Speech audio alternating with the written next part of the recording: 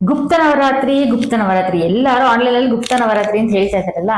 ಏನಕ್ಕೆ ಈಗ ಗುಪ್ತವಾಗಿ ಅಂತ ಹೇಳಿದ್ದಾರೆ ನವರಾತ್ರಿನ? ಮಾಮೂಲಿ ನವರಾತ್ರಿಗಳೆಲ್ಲ ಇದ್ದೇ ಇದೆ, ಇದನ್ನ ಗುಪ್ತವಾಗಿ ಅಂತ ಯಾಕೆ ಹೇಳಿದ್ದಾರೆ? ಏನಿದೆ ವಿಶೇಷತೆ? ಏನಾಗುತ್ತೆ ನಮ್ಮ ಕಾಸ್ಮಿಕ್ ಎನರ್ಜಿನಲ್ಲಿ? ನಾವು ಅದ್ರೊಳಗೆ ಯಾವ್ದೇ ರೀತಿ ಸಾಧನೆ ಮಾಡ್ಬೇಕು? ಸಾಧನೆ ಅಂದ್ರೆ ಯಾವ ರೀತಿ ಆಗುತ್ತೆ? ಯಾಕೆ ಅದನ್ನ ಹೆಚ್ಚಾಗಿ ಆಗುತ್ತೆ ಸಾಧನೆ ಅಂತ ಕರೀತಾರೆ? ಇದನ್ನೆಲ್ಲ ತಿಳ್ಕೊಳ್ಳೋಣ. ಆತ್ಮ ನಮಸ್ತೆ ಎಲ್ಲರಿಗೂ. ಗುಪ್ತ ನವರಾತ್ರಿ ಅಂತಂದ್ರೆ ಗೌಪ್ಯವಾಗಿರೋದು ಅಂತ ಅರ್ಥ ಅಲ್ವಾ? ಗುಪ್ತ ಅಂತಂದ್ರೆ ಗೌಪ್ಯ. ಯಾರು ಸಿದ್ಧಿ ಸಾಧನೆಗಾಗಿ, ಮಂತ್ರ ಜಪದ ಸಾಧನೆಗಾಗಿ, ಹಾಗೆ ನೀವು ಯಾವುದೇ ದೇವಿಯ ಆರಾಧನೆ ಮಾಡ್ತೀರಿ, ಆ ಆರಾಧನೆ ಅನುಗ್ರಹ, ತಾಯಿಯ ಅನುಗ್ರಹ ಆಗ್ಬೇಕು ಅಂತಂದ್ರೆ, ಯಾವುದೇ ನೀವು ಕಾಳಭೈರವ ಆಗಿರ್ಬೋದು, ದುರ್ಗಾದೇವಿ ಆಗಿರ್ಬೋದು, ಹಾಗೆ ನಿಮ್ಮ ಕುಲ ದೇವತೆಗಳಾಗಿರ್ಬೋದು, ಇದನ್ನೆಲ್ಲ ಆರಾಧನೆ ಮಾಡಿ ನೀವು ಅದರ ಫಲಗಳನ್ನು ಹೆಚ್ಚಾಗಿ ಪಡ್ಕೋಬೇಕು ಅಂತಂದ್ರೆ ಈ ಗುಪ್ತ ನವರಾತ್ರಿ ತುಂಬಾ ಪ್ರಶಸ್ತವಾದ ಕಾಲ. ಯಾರಿಗೆ ಮಂತ್ರ ತುಂಬಾ ದಿನದಿಂದ ಮಂತ್ರಗಳನ್ನ ಜಪ ಮಾಡ್ತಾ ಇದ್ದೀವಿ, ನನಗೆ ಸಿದ್ಧಿ ಆಗ್ತಾ ಇಲ್ಲ, ಆ ಮಂತ್ರದ ಆ ಆಕರ್ಷಣೆಯ ಫಲ ನನಗೆ ಸಿಗ್ತಾ ಇಲ್ಲ, ಮಂತ್ರ ಜಾಗೃತವಾಗ್ತಾ ಇಲ್ಲ, ನನ್ನಿಂದ ಮಂತ್ರ ಜಾಗೃತವಾಗಿ ನಾನು ಅದನ್ನ ಉಪಯೋಗ ಮಾಡ್ಕೊಳಕ್ ಆಗ್ತಾ ಇಲ್ಲ ಅನ್ನೋರು ಈ ಗುಪ್ತ ನವರಾತ್ರಿನಲ್ಲಿ 9 ಗಂಟೆಯ ನಂತರ, ಅಂದ್ರೆ ಇದನ್ನ ರಾತ್ರಿ ಹೊತ್ತೇ ಮಾಡ್ಬೇಕಾಗಿರುತ್ತೆ. ಹಾಗಾಗಿನೇ ಇದನ್ನ ರಾತ್ರಿ ಅಂತ ಕರೆಯೋದು, ನವರಾತ್ರಿ ಅಂತ ಕರೆಯೋದು. ರಾತ್ರಿ ಹೊತ್ತು ಅಂದ್ರೆ 9 ಗಂಟೆಯ ನಂತರ ನೀವು ಆರಾಧನೆಯನ್ನು ಶುರು ಮಾಡ್ಬೇಕಾಗತ್ತೆ. ನೀವು ಬೇರೆ ದಿನಗಳಲ್ಲಿ 1000 ಜಪ ಮಾಡಿದ್ರೆ ಎಷ್ಟು ಫಲ ಸಿಗುತ್ತೋ, ಇಲ್ಲಿ ನೀವು 100 ಜಪ ಮಾಡಿದ್ರೆ ಅಷ್ಟು ಫಲ ನಿಮಗೆ ಶೀಘ್ರವಾಗಿ ಲಭಿಸುತ್ತೆ ಜಪಾನುಷ್ಠಾನ ಮಾಡೋದ್ರಿಂದ. 9 ದಿನ ಅಲ್ಲ, 10 ದಿನ ಕಂಪ್ಲೀಟ್ ಆಗೋವರೆಗೂ ಜಪಾನುಷ್ಠಾನ ಮಾಡ್ಬೇಕಾಗತ್ತೆ. 9ರಿಂದ ನೀವು 12 ಗಂಟೆವರೆಗೂ ಜಪಾನುಷ್ಠಾನ ಮಾಡ್ಬೇಕು. ಯಾವ ದೇವಿಯ ಆರಾಧನೆ ಮಾಡ್ಕೋಬೇಕು? ನೀವು ಯಾವ ಮಂತ್ರದ ಜಪಗಳನ್ನ ಮಾಡ್ತಿರಲ್ಲ ಅದೇ ದೇವತೆಗಳ ಆರಾಧನೆ ಮಾಡ್ಕೋಬೇಕು. ಇಲ್ಲ, ನಾನು ಮಂತ್ರ ಜಪಗಳನ್ನ ತಗೊಂಡಿಲ್ಲ ಅಮ್ಮ, ನಾನು ಯಾವ್ದು ತಗೊಂಡಿಲ್ಲ, ಹಾಗೂ ನಂಗೆ ಮಾಡ್ಬೇಕು ಅಂತ ಅನಿಸ್ತಿದೆ ಅನ್ನೋರು ಏನ್ ಮಾಡ್ಬೋದು ಅಂತಂದ್ರೆ, ನೀವು ಮೊದಲು ಕುಲ ದೇವತೆಗಳನ್ನ ಆರಾಧನೆ ಮಾಡಿ. ಯಾಕೆಂದ್ರೆ ಮೊದಲನೇ ನವರಾತ್ರಿ ನೀವು ಯಾರು ಶುರು ಮಾಡ್ತಾ ಇದ್ದೀರಲ್ಲ ಅವರು ಕುಲ ದೇವತೆಗಳನ್ನೇ ಫಸ್ಟ್ ಆರಾಧನೆ ಮಾಡ್ಬೇಕು. ನಂತರ ನೀವು ಬೇರೆ ದೇವತೆಗಳನ್ನ ಆರಾಧನೆ ಮಾಡ್ಬೋದು. ಕುಲ ದೇವತೆಗಳ ಅನುಗ್ರಹವೇ ನಿಂಗೆ ಸಿಕ್ಕಿಲ್ಲ ಅಂತಂದ್ರೆ ನೀವು ಬೇರೆ ದೇವತೆಗಳ ನೀವು ಎಷ್ಟೇ ಜಪ ಅನುಷ್ಠಾನ ಮಾಡಿದ್ರು ಎಲ್ಲ ವ್ಯರ್ಥವಾಗೇ ಇರುತ್ತೆ. ಹಾಗಾಗಿ ನೀವು ಮೊದಲನೇ ಸಲ ನಾನು ನವರಾತ್ರಿ ಮಾಡ್ಬೇಕಮ್ಮ, ಗುಪ್ತ ನವರಾತ್ರಿಗಳನ್ನ ಮಾಡ್ಬೇಕು ಅಂತ ಅನಿಸ್ತಿದೆ ಅಂತನ್ನೋರು ಒಂದು ಕಳಶ ಸ್ಥಾಪನೆಯನ್ನು ಮಾಡ್ಕೊಳ್ಳಿ. ಆ ಕಳಶಕ್ಕೆ ನೀವು ಗಂಗಾಜಲ, ₹1 ಕಾಯಿನು, ಹಾಗೆ ಒಂದು ಗುಲಗಂಜಿ, ಒಂದು ಕವಡೆ, ಒಂದು ಬಟ್ಲಡಿಕೆ, ₹1 ಕಾಯಿನು, ಪಂಚಮೂಲಿಕ ರಸ ಅಂತ ಬರುತ್ತೆ ಅದು, ಇಲ್ಲಾಂದ್ರೆ ಗೋಮಯ, ಯಾವ್ದಾದ್ರು ಒಂದ್ ಸ್ವಲ್ಪ ಹಾಕಿ, ಅದು ಸಿಗ್ಲಿಲ್ಲ ಅಂದ್ರೆ ಒಂದ್ ಸ್ವಲ್ಪ ಅರಿಶಿನ, ಇಷ್ಟನ್ನು ಮಿಕ್ಸ್ ಮಾಡಿ ಕಳಶವನ್ನು 10 ದಿನದವರೆಗೆ ಪ್ರತಿಷ್ಠಾಪನೆ ಮಾಡಿ, ಅಲ್ಲಿ ನೀವು ತಾಯಿಯ ಅನುಗ್ರಹ ಮಾಡಿ ತಾಯಿಗೆ ಸೇವೆಯನ್ನು ಮಾಡೋದಕ್ಕೆ ಶುರು ಮಾಡ್ಬೇಕು. 9 ದಿನ ಸೇವೆ ಅಂತಂದ್ರೆ ಧೂಪ, ದೀಪ, ನೈವೇದ್ಯ, ಪಂಚೋಪಚಾರ ಪೂಜೆಗಳನ್ನ ಮುಗಿಸಿ ಪ್ರಾರ್ಥನೆ ಮಾಡ್ಕೊಂಡು ನಿಮ್ಮ ಕುಲ ದೇವತೆಗಳಿಗೆ ಅನುಗ್ರಹಕ್ಕಾಗಿ ಬೇಡ್ಕೊಳ್ಳಿ. ಆವತ್ತಿಂದ 9 ಗಂಟೆಯ ನಂತರನೇ ಪೂಜೆ ಮಾಡ್ಬೇಕಾಗುತ್ತೆ. ನೀವು ಬೆಳಗಿನ ಹೊತ್ತು ಪೂಜೆ ಮಾಡ್ತೀವಿ ಆಗತ್ತಾ ಅಂದ್ರೆ ಅದು ಸಾಧ್ಯ ಇಲ್ಲ, ರಾತ್ರಿ ಹೊತ್ತೇ ಮಾಡ್ಬೇಕಾಗುತ್ತೆ ಅನುಷ್ಠಾನ ತಗೊಂಡ್ಮೇಲೆ. ನೀವು ನಿಮ್ಗೆ ಏನ್ ಗೊತ್ತಿರುತ್ತೆ ತಾಯಿಯ ಮಂತ್ರ, ಅದನ್ನೇ ನೀವು, ತಾಯಿಯ ಮಂತ್ರ ಗೊತ್ತಿಲ್ಲ ಅಂದ್ರೆ ತಾಯಿಯ ಹೆಸರನ್ನೇ ಒಂದು 1 ಅವರ್ ಅಥವಾ 2 ಅವರ್ ಕಣ್ಮುಚ್ಚಿ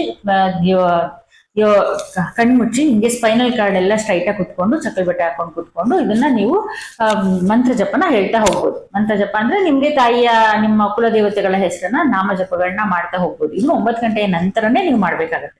ಇದು ಸಾಧಾರಣವಾಗಿ ಹೆಣ್ಮಕ್ಳು ಯಾರು ಇವಾಗ ಹೊಸದಾಗಿ ಶುರು ಮಾಡ್ತೀವಿ ಅಂತ ಹೇಳ್ತಿದ್ರಲ್ಲ ಅವರು, ನೀವು ಇದನ್ನ ಮೊದಲನೇ ಸಲ ಈ ನವರಾತ್ರಿನಲ್ಲಿ ಮಾಡಾದ್ಮೇಲೆ ನೆಕ್ಸ್ಟ್ ಬೇಕಾದ್ರೆ ನೀವು ಯಾವ್ದಾದ್ರು ಗುರು ಮುಖೇನ ದೇವತೆಗಳನ್ನ ಮಂತ್ರಗಳನ್ನ ಜಪಗಳಿಗೆ ದೀಕ್ಷೆಗಳನ್ನ ತಗೊಂಡು ನಂತರ ನೀವು ಅದನ್ನ ಅನುಷ್ಠಾನ ಮಾಡ್ಕೊಂತ ಹೋಗ್ಬೋದು. ಮೊದಲನೇ ಸಲ ಮಾಡ್ತಾ ಇದೀವಿ ಅನ್ನೋರು ದಯವಿಟ್ಟು ಕುಲದೇವತೆ ಬಿಟ್ಟು ಬೇರೆ ಏನು ಮಾಡಕ್ ಹೋಗ್ಬೇಡಿ. ಕುಲದೇವತೆಗಳ ಅನುಗ್ರಹ ಇಲ್ಲದೆ ನೀವು ಯಾವುದೇ ಸಾಧನೆ ಸಿದ್ಧಿ ಇವೆಲ್ಲ ವ್ಯರ್ಥ ಆಗುತ್ತೆ. ಯಾವುದೇ ದೇವತೆಗಳ ಅನುಗ್ರಹ ಕೂಡ ನಿಮ್ಗೆ ಆಗೋದಿಲ್ಲ. ಹಾಗಾಗಿ ಇಲ್ಲ, ನಾವು ಮುಂಚೆಯಿಂದನೂ ಮಾಡ್ಕೊಂಡ್ ಬರ್ತಾ ಇದೀವಿ, ಹಾಗಾಗಿ ಏನ್ ಮಾಡ್ಬೋದು ಅಂತಂದ್ರೆ, ನೀವು ಮುಂಚೆಯಿಂದನೂ ಮಾಡ್ಕೊಂಡ್ ಬರ್ತಾ ಇದ್ದೀರಾ ನೀವು ಗುಪ್ತ ನವರಾತ್ರಿಗಳನ್ನು ಅನ್ನೋದಿದ್ರೆ ನಿಮ್ಗೆ ಗೊತ್ತಿರುತ್ತೆ. ಹಾಗೆ ನೀವು ದೇವಿ ಕವಚ ಓದ್ಬೋದು, ದೇವಿ ಪಾರಾಯಣ ಮಾಡ್ಬೋದು, ದುರ್ಗಾ ಕವಚಗಳನ್ನ ಓದ್ಬೋದು, ಹಾಗೆ ನೀವು ದುರ್ಗಾ ಸಪ್ತಶತಿ ಪಾರಾಯಣ ಕೂಡ ಮಾಡ್ಬೋದು. ಇದೆಲ್ಲ ಕೂಡ ಮಾಡ್ಕೊಂತ ಹೋಗ್ಬೋದು. ಇಲ್ಲ ನಮ್ಗೆ ಸ್ವಲ್ಪ ಜನಕ್ಕೆ ತುಂಬಾ ಕಷ್ಟ ಇದೆ ಮನೆಯಲ್ಲಿ, ಇದಕ್ಕೆ ಏನಾದ್ರೂ ಪರಿಹಾರ ಮಾಡ್ಕೋಬಹುದಾ ಈ ಸಮಯದಲ್ಲಿ ಅಂದ್ರೆ ಖಂಡಿತ ಮಾಡ್ಕೋಬಹುದು.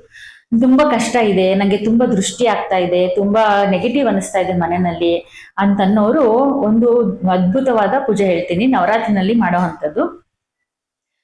ಅವಾಗ ನವರಾತ್ರಿನಲ್ಲಿ ನೀವು ಹೋಗಿ 13ನೇ ತಾರೀಕೇನೆ ಒಂದು ಹಿಡಿ ಮಣ್ಣು ತಗೋಬೇಕು, ಹುತ್ತದ ಮಣ್ಣನ್ನ ತಗೊಂಡ್ಬಂದು ಅದನ್ನ ನೀಟಾಗಿ ಶುಭ್ರ ಮಾಡಿ, ಅದಕ್ಕೆ ಸ್ವಲ್ಪ ಅರಿಶಿನ, ಕುಂಕುಮ, ಹಾಗೆ ಪಚ್ಚಕರ್ಪೂರ ಇದ್ರೆ ನಿಮ್ಮ ಹತ್ರ ಒಂದ್ ಸ್ವಲ್ಪ ಗುಲಾಬಿ ರಸ, ಗುಲಾಬಿ ಅತ್ತರ್ ಅಂತ ಬರುತ್ತೆ, ಅಂದ್ರೆ ಎಣ್ಣೆ ತರ ಇರುತ್ತೆ, ಎಣ್ಣೆ ಅಂಶ. ಅದನ್ನ ಉಪಯೋಗಿಸಿದಾಗ ನಿಮ್ಗೆ, ಯಾಕಂದ್ರೆ ಆ ಸುಗಂಧವಾದ ಪರಿಮಳಗಳು ತುಂಬಾ ದೇವತೆಗಳಿಗೆ ಇಷ್ಟವಾಗುತ್ತೆ. ಹಾಗಾಗಿ ಇದನ್ನೆಲ್ಲ ನೀವು ಒಂದು ನೀರಿನಲ್ಲಿ ಅಥವಾ ರೋಸ್ ವಾಟರ್ ನಲ್ಲಿ ಮಿಕ್ಸ್ ಮಾಡಿ ಒಂದು ಮುದ್ದೆ ಆಕಾರದಲ್ಲಿ, ಲಿಂಗದ ಆಕಾರದಲ್ಲಿ ಮಾಡಿ ಅದನ್ನ ಒಂದು ವಿಳ್ಳೆದೆಲೆ ಮೇಲೆ ಇಟ್ಟು ಅದಕ್ಕೆ ಒಂದು ಬಟ್ಲಡಿಕೆನ ಇಟ್ಟು ಅದಕ್ಕೆ ಪಂಚೋಪಚಾರಗಳನ್ನ, ಪೂಜೆಗಳನ್ನ ನೆರವೇರಿಸಿ, ಹಾಗೆ ಅದು ಎಲ್ಲ ನೆರವೇರಿಸಾದ್ಮೇಲೆ ಈ ನವಮಿ ಅಷ್ಟಮಿ ಮಧ್ಯೆ ಒಂದು ಸಂಧಿಕಾಲ ಅಂತ ಬರುತ್ತೆ. ಆ ಸಂಧಿ ಕಾಲದಲ್ಲಿ ನೀವು, ಆ ಸಂಧಿಯ ಸಮಯ ನನಗೆ ಡಿಸ್ಕ್ರಿಪ್ಷನ್ ಕೊಟ್ಟಿರ್ತೀನಿ, ಆ ಸಂಧಿಯ ಸಮಯದಲ್ಲಿ ಒಂದು ನಿಂಬೆ ಹಣ್ಣನ್ನ ತಗೊಂಡು ಒಂದೇ ಸಲಿ ಕಟ್ ಮಾಡ್ಬೇಕು. ಅದನ್ನ ಒಂದ್ಸಲಿ ಕಟ್ ಮಾಡಿದಷ್ಟೇ 2 ಭಾಗ ಆಗ್ಬೇಕು. ಆ ತರ ನೋಡ್ಕೊಂಡು ಒಂದೇ ಸಲಿ ಕಟ್ ಮಾಡಿ ಅದಕ್ಕೆ ಕುಂಕುಮನ ಇಟ್ಟು ಅದನ್ನ ದೇವ್ರ ಮುಂದೆ ಇಟ್ಟು ಅದಕ್ಕೆ ಬಲಿ ಅಂತ ಕರಿತೀವಿ ನಾವು. ಆ ಬಲಿ ಪೂಜೆಯನ್ನು ನಡೆಸಿ ಪಂಚೋಪಚಾರ ಪೂಜೆಗಳೆಲ್ಲ ಮಾಡಿ ನೀವು 10 ಗಿಡದವರೆಗೂ ಈ ಪೂಜೆನ ಮಾಡ್ಬೇಕಾಗತ್ತೆ. 10ನೇ ದಿನ ನೀವು ಒಂದು ಕನ್ಯಾ ಮುತ್ತೈದೆಯನ್ನ ಕರೆದಿ ಅವಾಗೆ ಪಾದ ಪೂಜೆ ಮಾಡಿ ನಮಸ್ಕಾರ ಮಾಡಿ ಅವ್ರಿಗೊಂದೆರಡು ಏನೋ ಒಂದು ವಸ್ತುಗಳನ್ನ, ಅವ್ರಿಗೆ ಖುಷಿ ಆಗುವಂಥದ್ದು, ಮಕ್ಕಳಿಗೆ ಸಿಹಿ ತಿಂಡಿಗಳನ್ನ ಕೊಟ್ಟು, ಊಟ ಆದ್ರೆ ಊಟನೂ ಮಾಡಿಸಿ ಕಳಿಸಿ, ನೀವು ಆ ಪೂಜೆ ಮಾಡಿರ್ತೀರಲ್ಲ ಆ ಮಣ್ಣು ಅದನ್ನ ಒಂದು ಪಾತ್ರೆಯಲ್ಲಿ ನೀರಿನಲ್ಲಿ ಕಲಸಿ ಗಿಡಕ್ಕಾದ್ರೂ ಹಾಕ್ಬೋದು, ಇಲ್ಲ ಹರಿಯ ನದಿಗಾರು ಹಾಕ್ಬೋದು. ಹೀಗೆ ಮಾಡೋದ್ರಿಂದ ನಿಮ್ಗೆ ತುಂಬಾ, ಯಾರ ಮನೆಯಲ್ಲಿ ತುಂಬಾ ಕಷ್ಟ ಇದೆಯಲ್ಲ ಆ ಪರಿಹಾರಕ್ಕೆ ದಾರಿಗಳು ನಿಮ್ಗೆ ಸಿಗ್ತಾ ಹೋಗುತ್ತೆ. ಪರಿಹಾರ ಆಗುತ್ತೆ ಅಂತ ನಾನು ಹೇಳೋಲ್ಲ, ಯಾಕಂದ್ರೆ ಪರಿಹಾರ ಅನ್ನೋದು ಎಲ್ಲೂ ಇಲ್ಲ, ಇದು ಸತ್ಯ.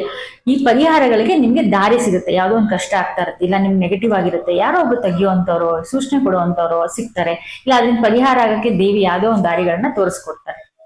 ಈ ತರ ಪೂಜೆಗಳನ್ನ ನೀವು ಕೂಡ ಮಾಡ್ಕೊಂಡು ಹೋಗ್ಬೋದು. ನಾನು ಸಾಧನೆ ಮಾಡ್ತಾ ಇದ್ದೀನಿ, ಸಿದ್ಧಿ ಮಾಡಬೇಕು, ಮಂತ್ರಗಳನ್ನ ಜಪ ತಗೊಂಡಿದ್ದೀನಿ ಅಂತ ಅನ್ನೋರು 9 ಗಂಟೆಯಿಂದ 12 ಗಂಟೆಯ ನಂತರವೂ ಕೂಡ ಜಪಗಳನ್ನ ಮಾಡಿ.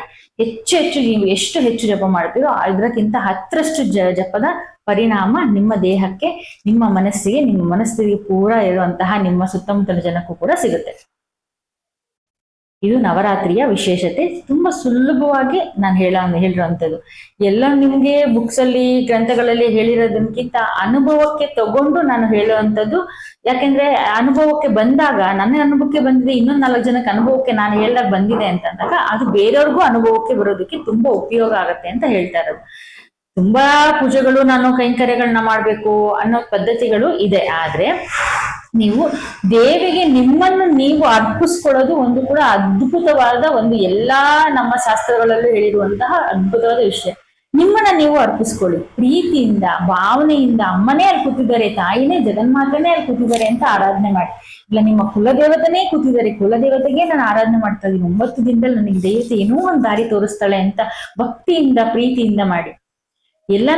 ನಾನು ಶಾಸ್ತ್ರೋಕ್ತವಾಗಿ ಎಲ್ಲ ಮಾಡಕ್ ಬರೋದಿಲ್ಲ ಅನ್ನೋರು ತುಂಬಾ ಯೋಚನೆ ಮಾಡಕ್ ಹೋಗ್ಬೇಡಿ. ಯಾಕೆಂದ್ರೆ ನಮ್ಮ ಸನಾತನ ಧರ್ಮದಲ್ಲಿ ಭಕ್ತಿಗೆ ಇರುವಂತಹ ಆದ್ಯತೆ, ಸಮರ್ಪಣೆಗೆ ಇರುವಂತಹ ಆದ್ಯತೆ ಅದ್ಭುತವಾದದ್ದು. ನೀವು ಯಾವುದೇ ಗ್ರಂಥಗಳು ಓದಿದ್ರು ಸಮರ್ಪಣಾ ಭಾವದಿಂದನೇ ಮಾಡ್ಬೇಕು ಅನ್ನೋದೇ ಇರೋದು. ಏನು ಮಾಡಕ್ ಬರ್ತಾ ಇಲ್ಲ ನಮ್ಗೆ ಅಂತ ಪಂಚೋಪಚಾರಗಳು ಅಂದ್ರೆ ಏನು ಗೊತ್ತಿಲ್ಲ ನಮ್ಗೆ,